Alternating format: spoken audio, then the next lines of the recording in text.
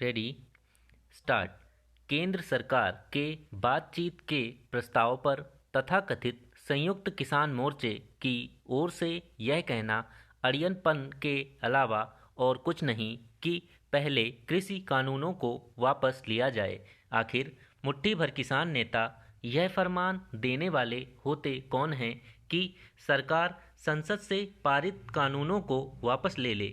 सड़क पर आ बैठे लोगों की ओर से संसद से पारित कानूनों की वापसी की जिद पकड़ना तो अराजकता को खुला निमंत्रण है। यदि कल को कोई अन्य समूह संगठन 10-20 हजार लोगों को लेकर दिल्ली में डेरा डाल दे और किसी कानून को वापस लेने की मांग करने लगे तो क्या उसे भी मान लिया जाना चाहिए? यदि हाँ, तो फिर संसद और सरकार की साख का क्या होगा? यदि नहीं, तो फिर किसान नेताओं की कृषि कानूनों की वापसी की मांग को क्यों माना जाए, और वह भी तब जब उनमें से कुछ को तो किसान नेता भी नहीं कहा जा सकता।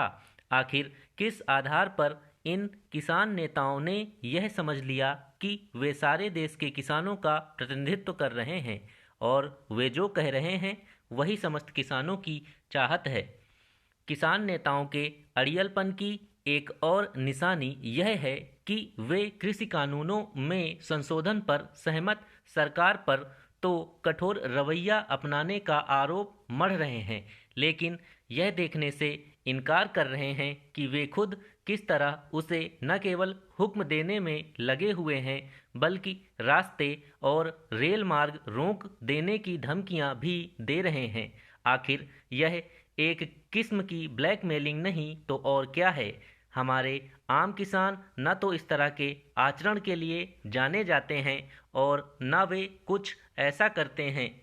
दिल्ली में डेरा डाले किसान संगठनों ने सरकार के नरम रुख के बाद भी जिस तरह टकराव वाला रवैया अपना लिया है, उससे यही लगता है कि उनका मकसद किसानों की समस्याओं का समाधान करना नहीं बल्कि किसी तरह मोदी सरकार को नीचा दिखाना है।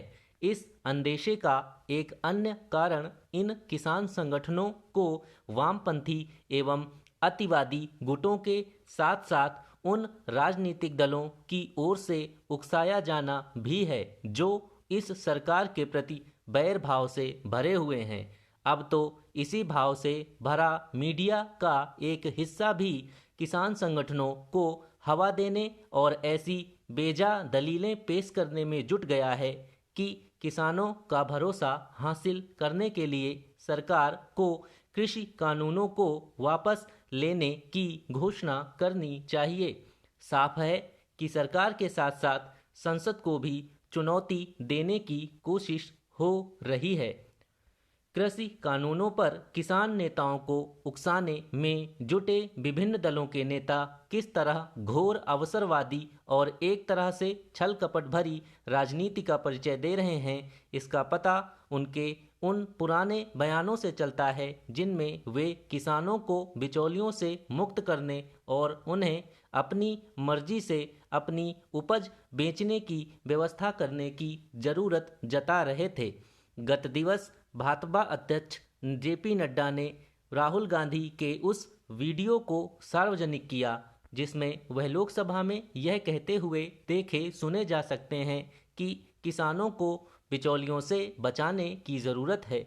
राहुल गांधी की तरह सोनिया गांधी का भी एक वीडियो सामने आया है जिसमें वह एक सभा में किसानों के लिए बिचौलिया मुक्त बाजार की ज़रूरत पर बल देती हुई नज़र आ रही हैं। यह हैरानी की बात है कि आज समूची कांग्रेस इन्हीं बिचौलियों की तरफदारी करने में लगी हुई है। यह ढिठाई के साथ इसकी भी अनदेखी कर रही हैं कि पिछले लोकसभा चुनाव के अवसर पर जारी अपने घोषणा पत्र में उनसे उसी तरह के कानून बनाने का वचन दिया था जैसे मोदी सरकार ने पिछले दिनों बनाए। केवल इतना ही नहीं, पंजाब विधानसभा चुनाव के अवसर पर भी कांग्रेस ने अपने घोषणा पत्र में इसी तरह के कानून बनाने का वादा किया था। इसी तरह का वादा आम आदमी पार्टी ने भी किया था। वास्तव में कृषि उपज की खरीद बिक्री से बिचौलियों को दूर करने की वकालत अन्य अनेक दलों के नेता भी करते रहे हैं। एक सच यह भी है कि मंडी समितियों में बिचौलियों के वर्चस्व को खत्म करने की मांग अनेक किसान नेता भी करते रहे हैं।